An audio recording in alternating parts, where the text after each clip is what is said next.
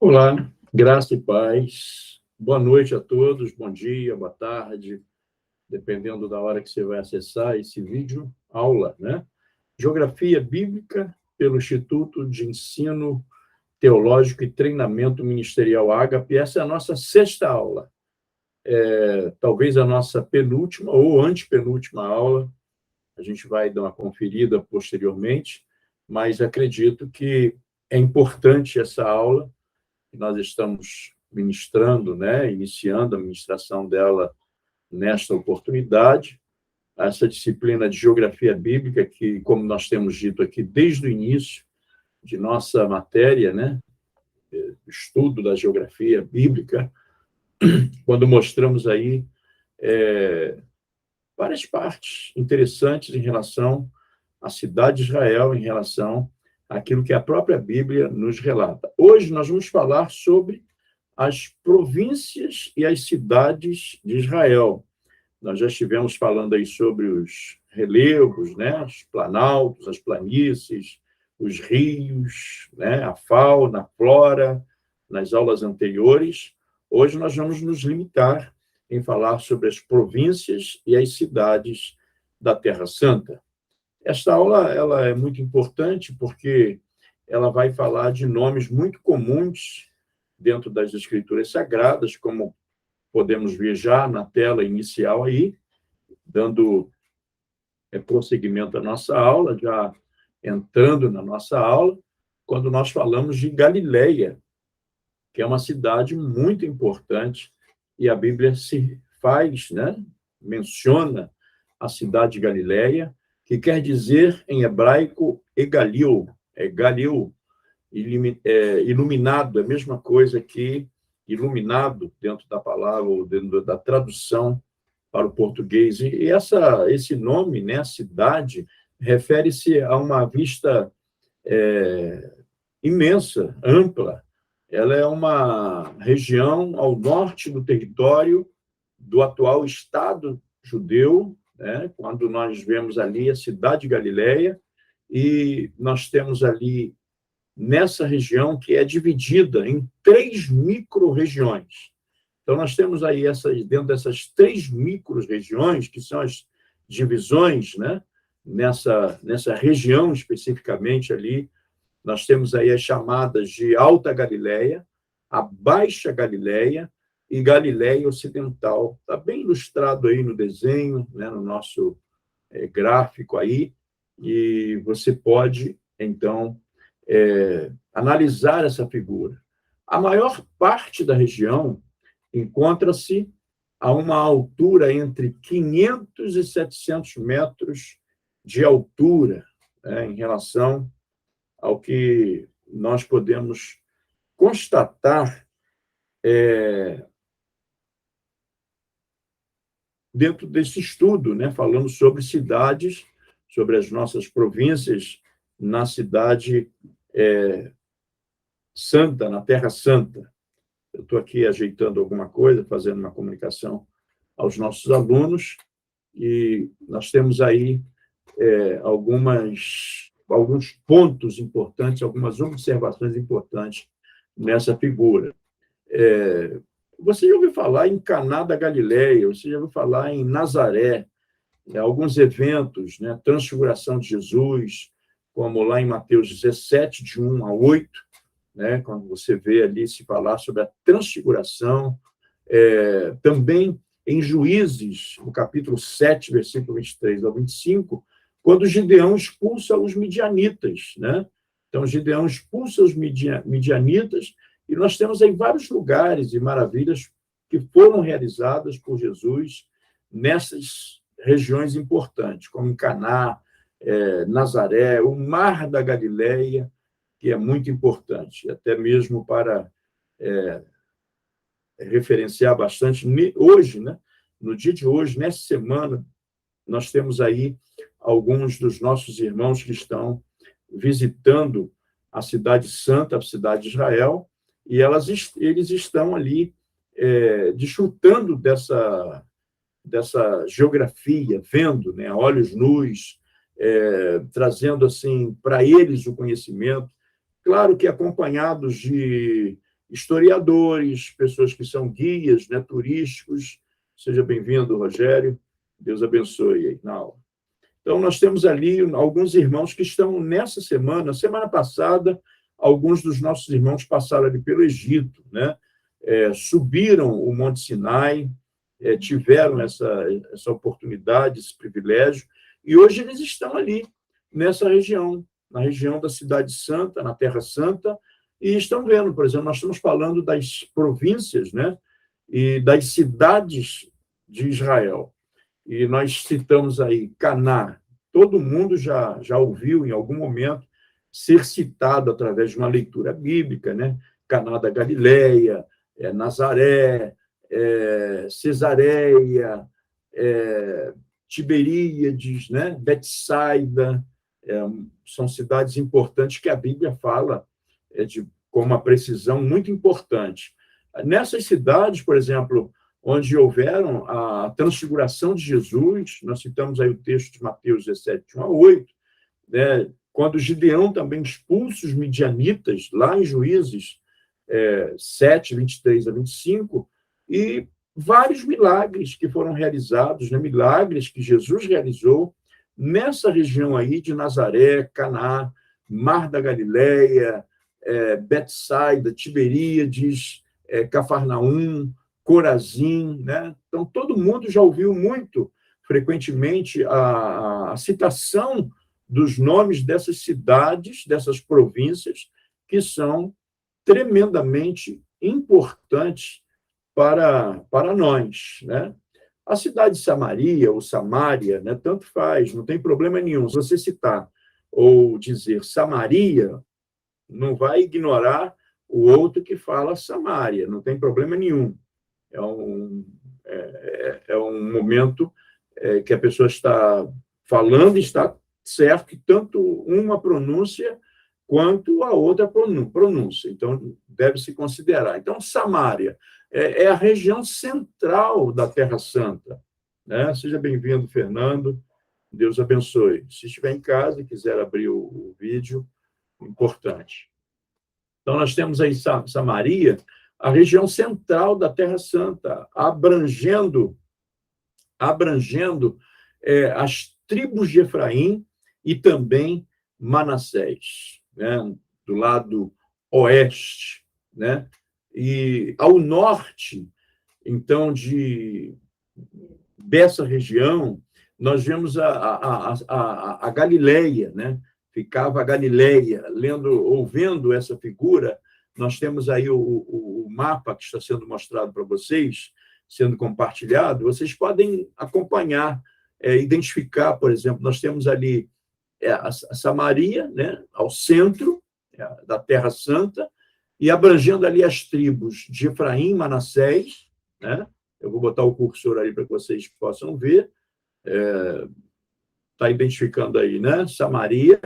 Nós temos a Galileia, a Judéia, que está Galileia, que está ao norte, e a Judéia, que está ao oeste.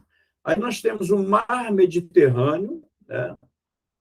Várias vezes citado, lá em 2 Reis 17, 24 e 6, e Atos capítulo 1, 8, nós temos uma participação, vamos dizer assim, fenomenal, extraordinária, né? O que ocorreu aqui no Mar Mediterrâneo.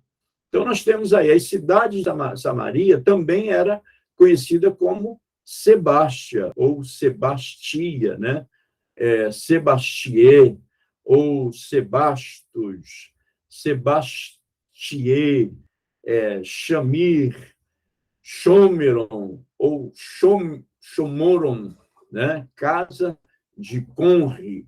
Então, não há de se estranhar ou de se preocupar com esses nomes, que são nomes, às vezes, que a gente fala assim, poxa, mas eu não consigo, não precisa. Você tem aí o privilégio, porque o IETMA te dá essa garantia, né? Por exemplo, essa aula que você hoje está estudando é uma aula que, mesmo depois de você se formar, você vai continuar tendo acesso. Então, você pode estudar assistindo essa aula de novo, outra vez, né? Para que você possa fixar alguma coisa. em relação aos nomes, mas hoje que você está estudando, você precisa aprender, ter essa noção. Então, nessa região, Samaria, nós encontramos aquele evento, né? Aquele importante evento, quando Jesus ele tem aquele encontro com aquela mulher samaritana, e que aquela mulher que lhe oferece água, né? Que não era comum dentro da tradição, dentro da cultura, uma mulher samaritana servir a um homem que não fosse de Samaria. Era uma coisa assim de tamanha estranheza, e Jesus ali tem esse momento, e aquela mulher oferece água, tirando água do poço para dar a Jesus. Quando Jesus fala: mulher, se você soubesse com quem você fala e tal, todos vocês sabem muito bem da história, né? A parábola do bom samaritano também, quando a Bíblia menciona lá em Lucas, no capítulo 10, 25, 37, o bom samaritano também nessa região, né, de Samaria ou Samária ocorreram estes adventos. Uma outra cidade muito importante, por sinal, é a cidade da Judéia. Seu nome significa em hebraico louvor, né? É a região da Palestina que encontra-se ao oeste do Mar Morto, quando, na verdade, atualmente, seus territórios fazem parte da Cisjordânia, aquela região ali muito conflitante, né? Eles brigam, né, por terra, e isso foi tomado de Israel. Hoje, os palestinos estão ali por uma questão política, dizendo-se ser proprietários da Cisjordânia, que é a Judéia, né? Hoje controlada pela Autoridade Nacional Palestina ou Palestiniana. Nos tempos de Jesus, era governada por Herodes, né? O Herodes o Grande. Então, nessa região da Judéia, quando nós vemos aí o Mar da Galileia, o Rio Jordão, o Mar Morto, né? O deserto da Judéia, a própria cidade de Jerusalém, vocês estão vendo aqui, ó, eu estou mexendo no cursor, é um pontinho dourado, né? É a mesquita, lá na Jerusalém, na cidade de Jerusalém, que é a cidade na parte alta de Jerusalém, né? E aí tem a cidade de Betel, né? Que está aí, e nós temos aí essas importantes informações, porque foi nessa região, por exemplo, Davi escondeu-se do rei Saul, como cita lá em 1 Samuel, capítulo 26, versículos de 1 a 3. Jesus jejuou durante 40 dias e 40 noites. Mateus 4, de 1 a 11, Marcos, capítulo 1, versículo 12 e 13, registra essa história. Foi nessa região aí. Jesus utilizou a rota de Jerusalém até Jericó como o cenário, era o cenário para a parábola do bom samaritano, Lucas 10, 25 a 37. Foi aí, nessa região, que deu nascimento à morte e também à ressurreição de Jesus, nessa região da Judéia, né, que aconteceram estes eventos tão importantes para o cristianismo, tão importantes para que nós possamos não deixar, de maneira nenhuma, de lembrar desses eventos, né? Paulo, por exemplo, foi preso em Jerusalém, como diz lá em Atos 21, 27 a 40. Em Betel, na cidade de Betel, Jacó tem a visão da escada com os anjos em movimento, né? E Gênesis 28, 18 e 22. Então, nós temos aí 3 cidades e províncias citadas aí, que é Jerusalém, né? Ramá, Belém, Betel, Jericó e Tecoa, nessa região que nós estamos mostrando aí para vocês, com essas fotos, esses desenhos. Por exemplo, aqui nós temos a cidade de Jerusalém, né? Que é a primeira, o número 1 aqui, estou mexendo aqui com o meu cursor, né, do meu computador, está aqui. Nós temos acima a cidade de Ramá, Nós temos cá embaixo, né? Cadê? Cá embaixo aqui, a cidade de Belém, né? Lá em cima, aqui, ó, nós temos Betel, e, por último, penúltimo, nós temos a cidade de Jericó, bem aí afastado, um pouco afastado de todas as demais cidades citadas, e aqui embaixo nós temos a cidade de Tecoa, né? Onde que, nessa região, aconteceram casos fenomenais, importantes. Ontem foi hoje, eu estava vendo esses irmãos que estão hoje entrando, passeando, né? Fazendo essa excursão, a gente fala passear, é um passeio, não deixa de ser um passeio, mas não deixa de ser um propósito, ir a Israel. Se eu pudesse, iria todo ano a Israel. Daqui a pouco eu começo a ir a Israel em nome de Jesus. Então, eles ontem estavam lá nessa região aqui do Rio Jordão, sendo batizados no Rio Jordão, onde foi batizado ali Jesus. Ok, gente? Então, aqui nós temos as principais cidades da Palestina dos tempos bíblicos. Então, esse mapa que eu estou mostrando aqui é o mapa. Depois, se você quiser printar ou buscar no Google, né, é importante que você tenha isso até um quadro, se for o caso. Colocar aí na sua sala de estudos, no seu escritório, né, para que você possa ver esse mapa. Aqui é o mapa o mapa bíblico, né, dos tempos bíblicos. Então, é uma geografia antiga. E aí nós temos aí as cidades de Cesareia, que é uma cidade marítima. Nós temos aí Canaã, né, Caná, e Betsaida, Cafarnaum, Tiberíades, Nazaré, Samaria, Siquém, Betel, Jerusalém, Jericó, Betel, Hebrom, Berseba, importante, né? E nós vemos aí a localização, praticamente, a colocação dentro dessa distribuição geográfica, né? Nessa região importante aí, que é a região da Palestina. Agora, vamos ver um pouquinho aqui, para nós termos uma noção dos locais em que Jesus percorreu no seu ministério, por onde Jesus passou no seu ministério.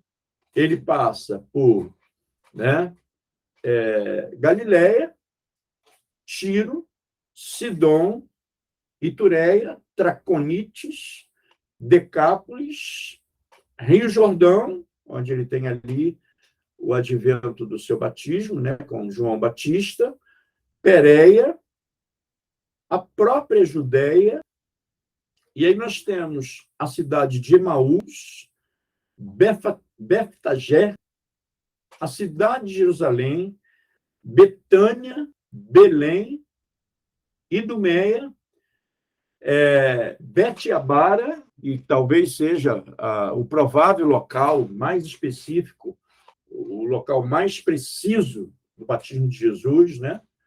Nós temos aí a Pérea, onde essas são as regiões onde Jesus passou, né?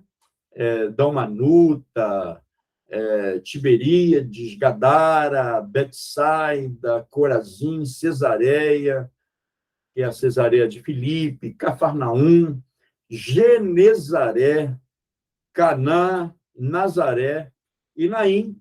Foi o percurso, né, que Jesus ele fez quando no exercício do seu ministério.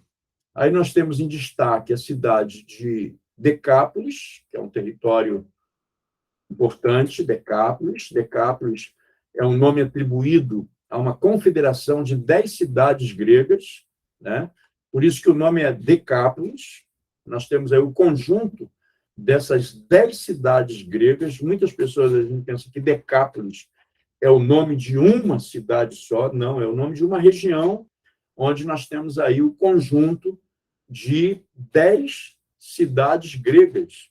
E esse nome aplica-se a uma das regiões da Palestina na qual encontrava-se boa parte dessas cidades, que são as 10 cidades que forma esta Decápolis.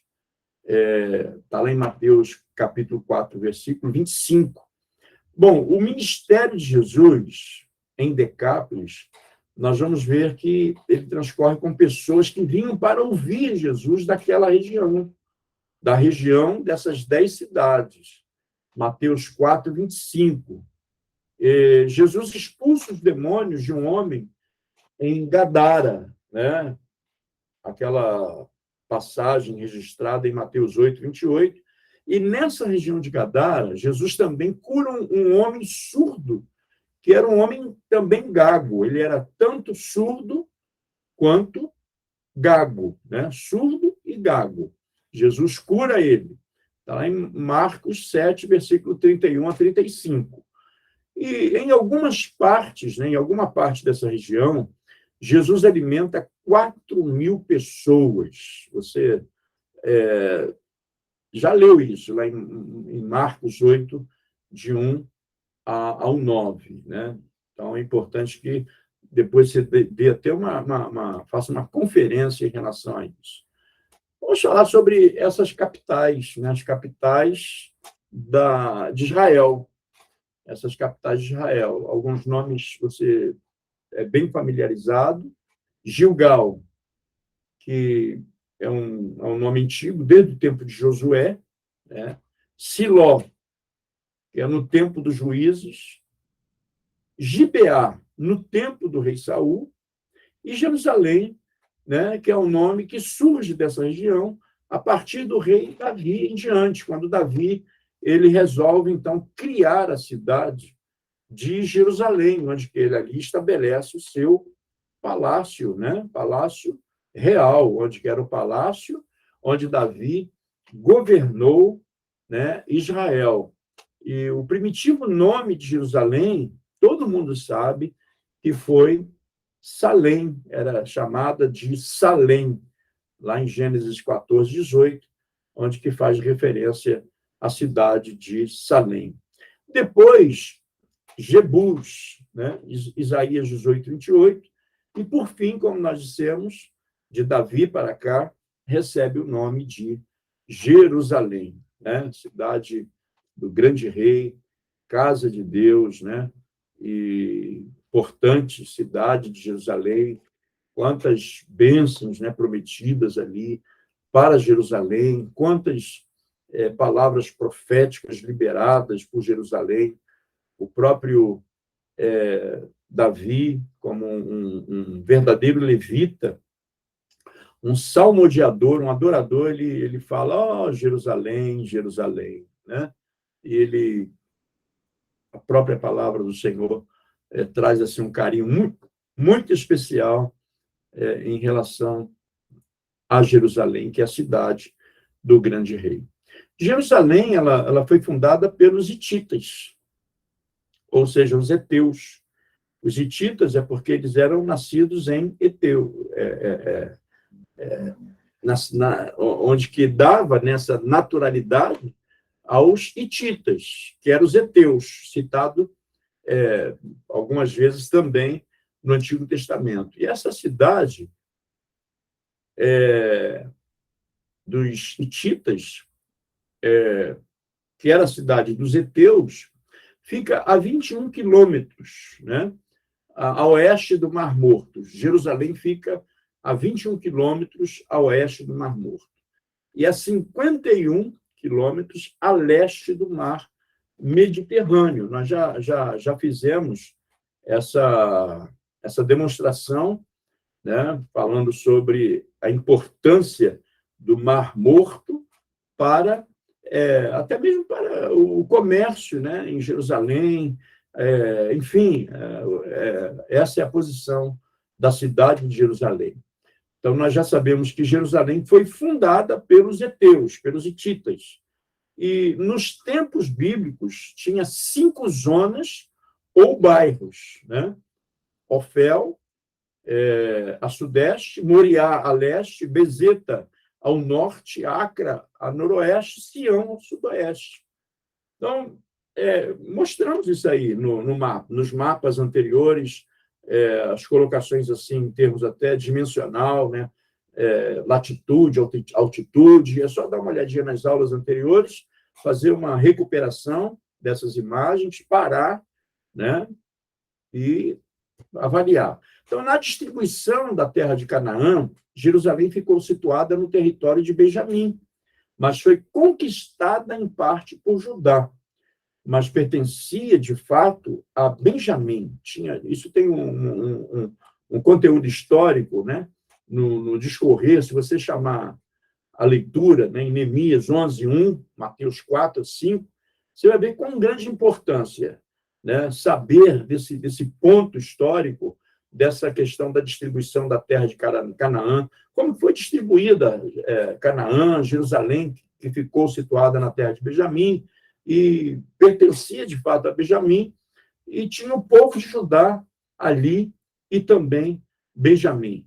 Jerusalém, a cidade de Jerusalém, saindo do jugo romano, na aula passada nós falamos sobre esse governo dominante, né, que foi o governo romano, que dominou praticamente o mundo inteiro, trazendo influências até hoje. Nós temos essas influências, marcas das influências do domínio romano. E, na verdade, Jerusalém, quando sai do jugo romano, ela se livra, né, se liberta do peso político imperialista, dominador, né, ditador de Roma, caiu em poder dos árabes. Se a gente for analisar hoje a guerra que existe naquela região, por causa disso, né, os palestinos, os árabes, os israelitas, que são inimigos de muitos séculos passados. Mas, se você for analisar a história decorrente, genealógica desse povo, são tudo parentes, né? Os árabes, os próprios de Israel, os heteus que nós citamos aqui, enfim, os palestinos que estão naquela região da Palestina, são todos primos, né? O Irã, hoje, no mapa moderno, na geografia moderna, o Irã e o Iraque são família, né? Estão tudo ligados ali na descendência, né, resultante desde lá de Abraão. Então, os árabes, em 637, antes de Cristo, né, aliás, depois de Cristo, depois de uns 100 anos durante as cruzadas, que aí rebuscar na história o que foi as cruzadas, os conflitos das cruzadas, o que as cruzadas deixaram como marco importante e também os marcos que não foram importantes, né? Na verdade, foi sempre essa cidade que nós chamamos hoje e que tem um domínio, uma predominância muito grande aí no mundo muçulmano, né? Em 1518, os turcos conquistaram Jerusalém. E, em 1917, os britânicos assumiram o controle, ficando aí a Palestina depois sob seu mandato, por delegação da então Liga das Nações. E aí, em 1948, que já é um tempo bem próximo a nós, acontece o grande fato histórico, né, que passou a ser cidade soberana, né, Jerusalém, isto é, o setor novo, mas a Guerra dos 6 Dias, em 1967, ela foi reconquistada aos árabes, os quais dela tinham se assenhorado na Guerra de 1948. Se você também buscar nos anais, né, históricos, em 1948 aconteceu um fato muito importante para Israel, e para nós, brasileiros. Quem é que sabe o que aconteceu em 1948 que marcou a história de Israel? Quem é que sabe?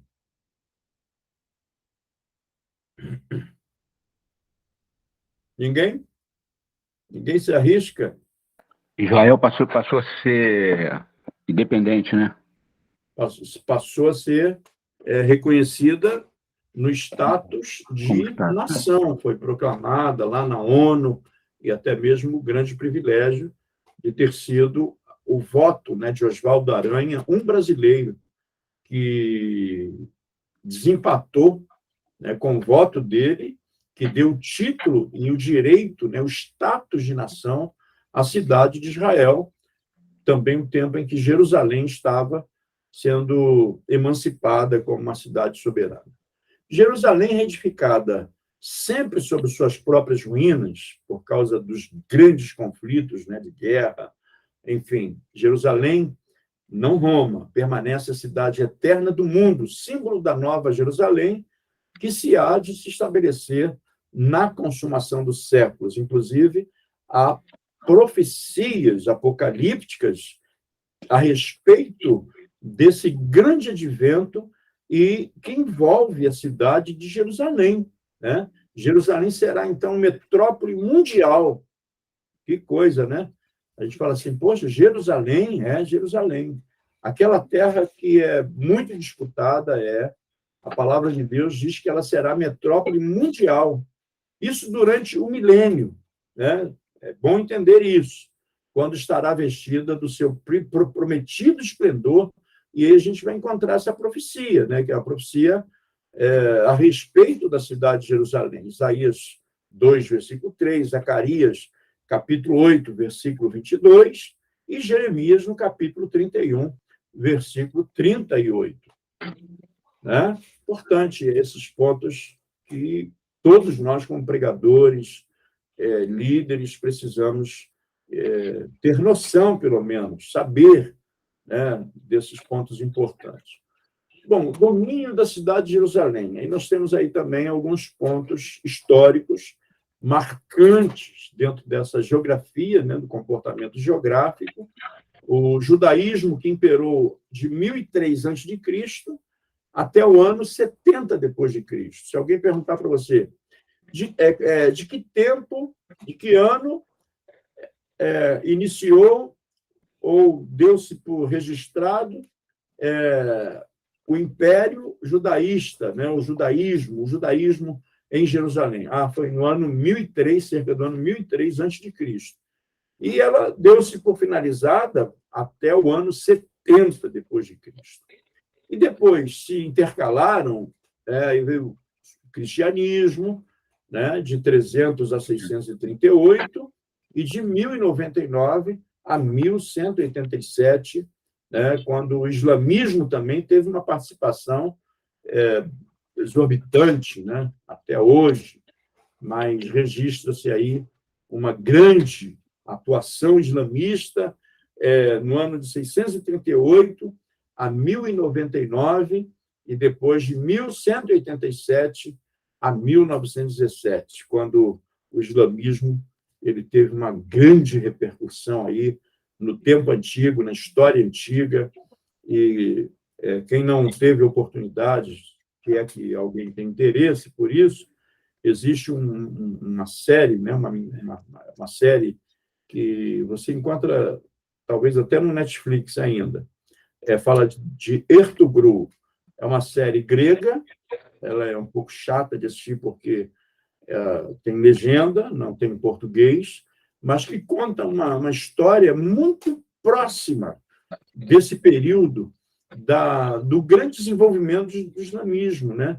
Quando, ali na Grécia, principalmente, os turcos, né, tiveram ali, e até hoje é bastante positiva a presença da cultura islamista, ali, da religião islamista.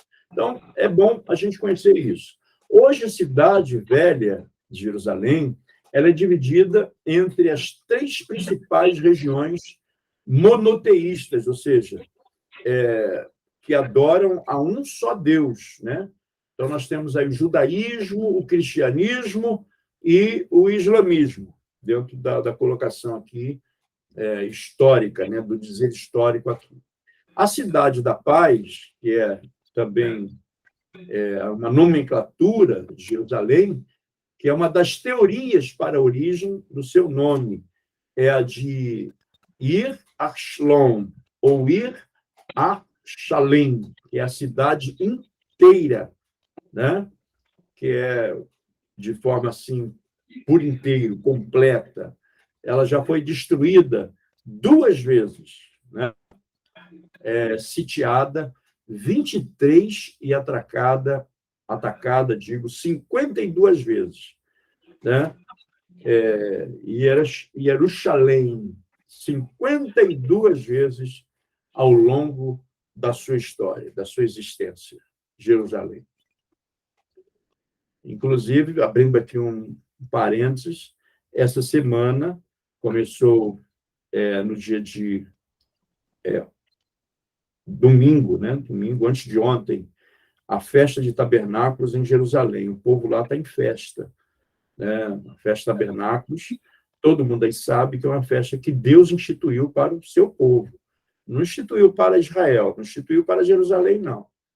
A festa de tabernáculos é instituída para o povo de Deus, em qualquer parte onde que o povo de Deus estiver. Como igreja, isso tem uma importância muito, muito grande, né? A igreja, hoje, ela parar para saber o que significa a festa de tabernáculos e cultuar a Deus, festejar mesmo tabernáculos, que é uma outra história, embora faça parte do conteúdo das geografias festas hebraicas, né?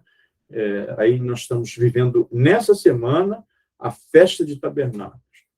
Foi na semana passada, acho que foi sexta-feira, nós vivemos aí o momento do Yom Kippur, né? Que é o dia do perdão, também que Deus estabeleceu para que o povo pudesse lembrar do Yom Kippur, né? Que é o dia do perdão. Depois de passadas as festas de tabernáculos, nós vamos ter aí a festa das luzes, que é interessante também você parar e falar assim, que festa das luzes é essa? Né? Todo mundo já viu a menorá, sabe, alguns de vocês sabem até o que ela significa. A menorá de 9 velas, né? Outra, enfim. Então, a gente precisa saber o que significa a menorá, o que significa cada um daquele suporte, cada uma vela daquela acesa, o que significa. Né? Então, tem tudo a ver com a geografia bíblica e a história da igreja, né? Que nós precisamos nos abastecer, nos equipar com essas informações. Bom, vamos lá. Nós temos aí o Domo da Rocha, vocês estão vendo aqui que essa parte, eu estou rodando o cursor, é a mesquita, né? É o Domo da Rocha. Nós temos aí o quarteirão, essa cidade de Jerusalém, né? Nós temos a parte alta e a parte baixa de Jerusalém. Nós temos o quarteirão islâmico, o quarteirão cristão, o Muro das Lamentações, nossos apóstolos que estão em Jerusalém, nossos irmãos, de modo geral, que estão lá, pastores, bispos, apóstolos, essa semana deverão estar lá no Muro das Lamentações, orando por nós. Eu enviei o meu pedido, né, para que seja colocado ali no Muro das Lamentações. Então, está aqui, ó, o Muro das Lamentações. Nós temos aí o quarteirão judeu, essa parte aqui, ó, o quarteirão armênio, essa região aqui, a mesquita de Al-Aqsa, né? Ela está aqui, ó, é uma mesquita menor. E o Monte das Oliveiras, que está nessa região aqui, bem encostadinho, a cidade de Jerusalém. Interessante, e é bom a gente olhar, ver, saber como que é dividida, né, Jerusalém. Gente de tudo quanto é lado, pessoas que professam fé, né, em seus dogmas, em seus princípios religiosos mais diferentes, e todos eles estão ali sabendo a importância de estarem em Jerusalém. Terminamos a nossa aula hoje, aula que vem, que é a aula 7. Nós vamos ministrá-la com calma. Fala, Fernando. Apóstolo, uma pergunta. A gente sabe aí, conforme o senhor falou, né, que essas festas, como a festa dos tabernáculos, a festa das luzes, são festas que não foram instituídas apenas para o povo de Israel, e sim para toda a sua igreja. Só porque que é mais comum essas festas serem mais assim, mais elaborada, talvez com maior importância pelo povo de Israel e não assim por toda a sua igreja. Isso se explica de acordo com a própria transcendência histórica, né? O que transcendeu dentro desse período histórico? Porque todos nós sabemos que Israel, embora preso, cativo, muitas vezes, em outras nações, como, por exemplo, na Babilônia, Israel sempre manteve a sua cultura. E essa cultura ela foi montada, ela foi criada no transcorrer da passagem de Israel. Muitas coisas, por exemplo, a festa de tabernáculos, ela se iniciou quando o povo saiu do Egito. Antes de estar no Egito, estando no Egito, o povo não sabia o que era a festa de tabernáculos. Então, ao sair do Egito, quando eles atravessam o mar, né, do outro lado, os egípcios eles são sucumbidos ali pelas águas do mar, então ali se estabelece a festa de tabernáculos, quando Miriam, a irmã de Moisés, pega o tamborim, começa a dançar, e eles fazem uma grande celebração ao Senhor, não é? As festas das cabanas, chamadas festas das cabanas, né, que é tabernáculos, por isso que é tabernáculo. E a história ela foi montando Deus foi trazendo ao entendimento de Israel através de uma orientação direta e também indireta. Hoje, a cultura de Israel preserva isso. Mas isso também se perdeu, nós falamos aqui sobre o imperialismo romano, ela se perdeu por causa da influência romana. Então, a igreja ela se apostatou. Roma dominou, quer dizer, a igreja ficou até mesmo dominada por Roma. A igreja que eles estabeleceram, quem foi ali em Bangu, na frente do templo da Igreja Católica em Bangu, naquela região, em templos bem tradicionais, os católicos eles dizem assim, olha, nós somos a verdadeira igreja. Então, a igreja cristã, protestante, ela foi renascida, né? do advento da reforma de Martim Lutero. Então, hoje, Deus está trazendo de volta o conhecimento da igreja para que a igreja possa realmente adotar aquilo que o próprio Deus estabeleceu para o seu povo, que são as festas. Cada festa ela tem uma realidade, ela tem uma verdade, né, na história. Deus fala através da execução de cada uma dessas festas para a igreja. A igreja precisa saber o significado de cada uma dessas festas e trazer isso para o seu âmbito de vida espiritual. Então, hoje, a igreja do Senhor Jesus, em toda a face da terra, muito já está se voltando, não é o judaísmo, né? Muitos preconceituosos, até pessoas que são muito tradicionais e radicais, conservadores, assim, a igreja que defende judaísmo, não é judaísmo, a igreja que está sendo restaurada, a igreja que está sendo avivada pelo conhecimento, pelo ensinamento bíblico, porque isso não é uma orientação que ficou limitada a Israel, mas transcendeu para que todo o povo de Deus possa compreender, né? E é uma cultura brasileira? Não. É uma cultura? Não.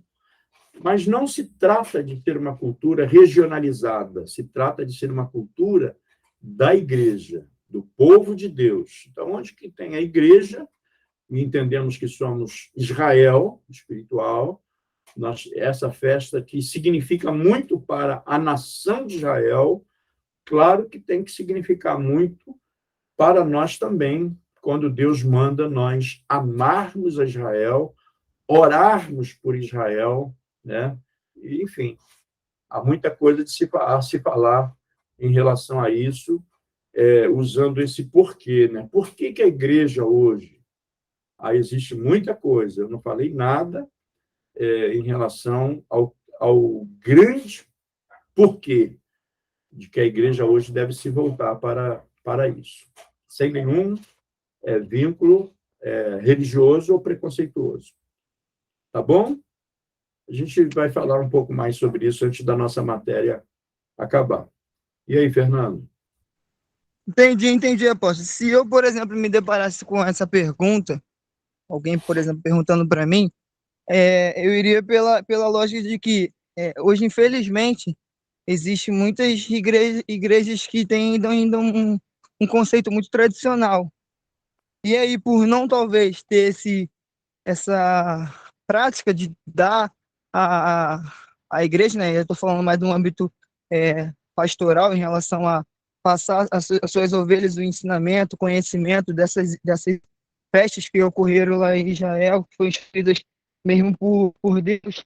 Aí talvez muitas pessoas acabam não dando essa importância, porque as pessoas, no caso, vão estranhar. E aí vão estranhar porque não tem ensinamento. Por exemplo, hoje, se a gente for falar de festa de tabernáculo, a gente não vai ter um estranhamento porque automaticamente a gente está sendo ensinado e instruído disso. Então não tem por que se estranhar.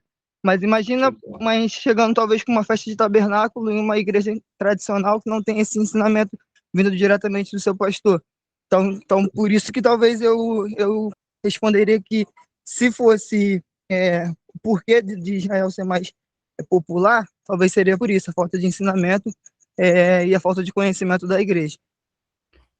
Exatamente, exatamente. Mas se a gente analisar isso com muito cuidado, que é justamente o que você falou, a gente se desprover de algum preconceito. O que os nossos líderes hoje, eles precisam se desvaziar de preconceitos em relação a essa coisa que eles chamam de novidade. Não é novidade. São situações que, às vezes, está fora do alcance do entendimento.